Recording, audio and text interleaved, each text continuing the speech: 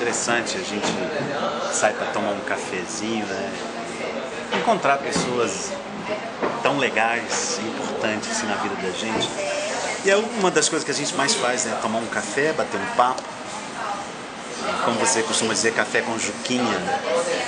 Para mim é uma honra tomar esse café com você. Mas Miguel, eu tenho algumas curiosidades. É o Miguel Jorge, maravilhoso. Um cara que a gente ama muito, eu amo demais, respeito muito. Eu fico impressionado com a sua vontade, primeiro, de vida que você tem, vontade de viver, o prazer que você tem de viver, a felicidade que você passa isso pra gente e o seu entusiasmo. Você é um cara que não para.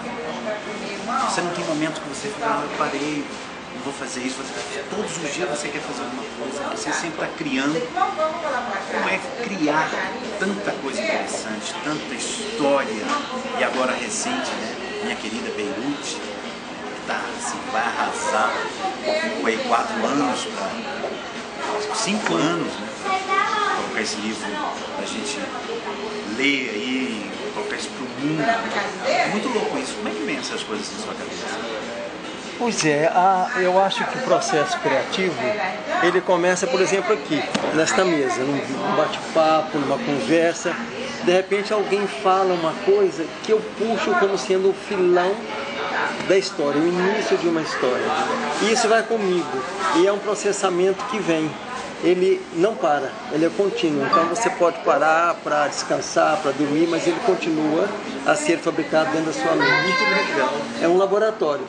Por isso que quando uma pessoa está contando uma história, eu já prestei atenção, quando uma pessoa começa a contar uma história e essa história tem algo muito assim interessante, você pede para a pessoa repetir a história, é nesse exato momento que você começa um processo de criação, ou esse laboratório já começa a valer por aí, né? Claro. Aí eu já peguei, essa história já é minha, claro que é recriada, passada pela minha visão, pela minha ótica, pelo meu filtro, mas ela vai ser encaixada em determinado momento dentro do processo criativo. Não sei que capítulo, mas ela vai encaixar. Então, às vezes, com uma memória, um pensamento, uma coisa lá do passado vem. E é muito interessante que você pega esse pensamento e o coloca dentro do romance. Por exemplo, Minha Querida Beirute, o romance todo é construído através de pensamentos de passado e presente. Não tem uma divisão de presente, de passado nem de futuro. Tudo está misturado, tudo está englobado. Então o leitor tem que estar muito atento, porque de repente muda o tempo. Quando muda o tempo, então é um processo da memória. É um processo de busca daquele tempo que passou, aquele tempo que se perdeu. E acontece às vezes do Miguel Jorge, quando ele está escrevendo na criação, acontece que você tem uma sensação de que não é você e que de repente aquilo que você está se transformando, que a sua cabeça ali, tipo, eu não estou aqui, né? Tem algo mais forte assim. Porque eu chego a pensar, Miguel, igual a gente está aqui, né? Quantas ideias, quantas histórias tem aqui, de onde vem tanta informação. E suas histórias, cara, olha só, o Deus da Hora e da Noite, os seus títulos, né, que são maravilhosos, Veias e Vinhos, que virou um filme, Urubus, que a gente inclusive fez um curta, né, ou média, muito interessante. Então, essas informações, cara, é que me deixa assim muito louco. Claro que você pega da vida, das pessoas e tal, mas não existe algo que você sente que vem de um outro lugar? É incrível. Olha, isso que você falou é tão importante, porque às vezes quando eu termino um livro, eu falo, de onde me veio isso? Porque são vozes, são várias vozes que eu ouço, que vêm para mim. Então, não é, eu falo que é uma construção, mais uma construção visceral, de dentro para fora, uma arquitetura que vem de dentro para fora, mas isso é a técnica que eu estou usando. Mas a narrativa, o processo, tem vozes que falam para a gente. Olha aí, que ditam, que cantam no seu ouvido. Então, eu nunca gosto de reler um livro depois de pronto. Eu não leio mesmo. Mas quando eu sou obrigado, não leio. Não quero ler. Mas quando eu sou obrigado a ler, às vezes por uma filmagem, por uma interpretação teatral, eu falo, meu Deus, eu escrevi isso. Como foi que eu escrevi isso? Que linguagem que eu utilizei para escrever esse romance? Então isso é muito interessante, porque tem uma certa coisa assim, eu vou chamar de mediúnica, vou chamar para mim de mediúnica. Outras pessoas chamam de inspiração, chamam de outras coisas, mas é como se fosse uma mediunidade, você recebe isso. Quando eu escrevi o Veias e Vinhos, que eu terminei o romance, eu fiquei muito mal depois que eu terminei esse romance. Eu falei, mas de onde me veio isso, né? Eu via vozes, conversava com os personagens, eles estavam comigo o tempo todo. Foi muito difícil conviver com eles, depois tê-los que mandar embora. Aí acaba e vem aquele vazio, vem aquela angústia, até você ter uma reciclagem para começar um novo processo de trabalho.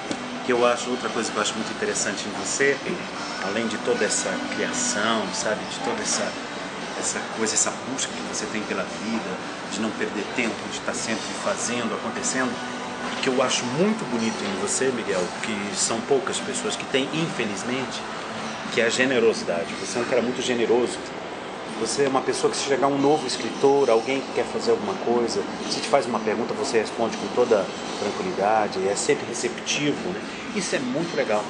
Como é a sua relação, também, que é uma curiosidade minha, de viver tudo isso, de escrever tanta história, de ser hoje uma personalidade reconhecida nacional e internacionalmente, querido por todos nós?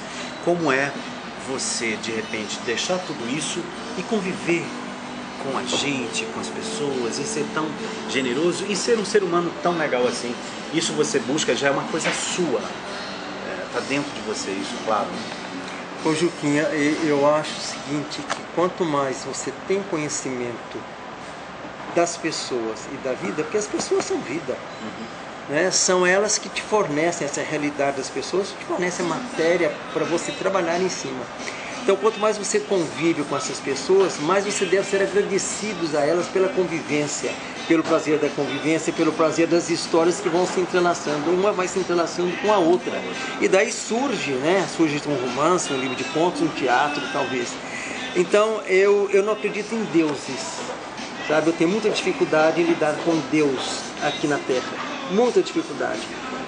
Eu não tenho dificuldade de lidar com pessoas, com seres humanos. Mas quando a pessoa se coloca muito acima, eu não chego lá. Porque, em primeiro lugar, não me interessa. Em segundo lugar, eu tenho muita dificuldade com isso.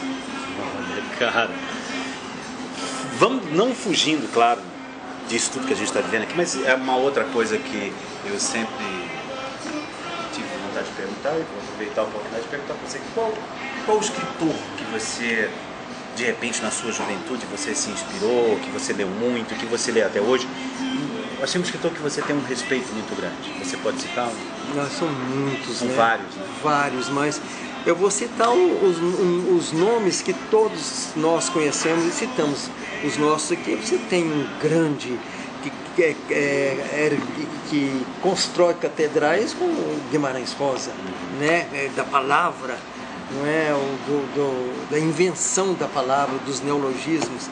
Você tem uma outra mulher que se chama Clarice Lispector, que pega do nada uma galinha, de um ovo, de uma coisa corriqueira de uma empregada e constrói contos maravilhosos, né? Laços. Por isso que eu disse agora mesmo da criatura humana. Ela faz isso como Guimarães Rosa fez. É claro que você faz também uma pesquisa. Você pesquisa, você não vai escrever sobre tudo e sobre todos, mas você faz uma pesquisa, você elege aquelas pessoas que te forneceram material bom para você escrever. Então nós temos essas pessoas, e quantos que nós não temos aqui. A par disso, eu li muitos escritores, não é, internacionais, os americanos, os russos, né, os franceses. Agora estou lendo toda a obra do Proust e vejo que ele construiu uma catedral com sinos e tudo mais. Um grande escritor, claro, reverenciado pelo mundo todo. E de maneira que essas pessoas também é que te dão assim uma força para você seguir o seu caminho de escritor. Então eu divido assim entre escritor e escritores. Tem pessoas que são escritores, escrevem. Agora tem pessoas que são escritores realmente de dentro para fora, tiram dentro das suas vísceras, do seu coração, da sua alma, do seu corpo inteiro e jogam no papel. Esse para mim é o que me interessa. É o que você. Você tira essa coisa das vísceras ali, você é o cara, você é muito especial para todos nós. Foi muito bom estar aqui com o Miguel Jorge. Obrigado.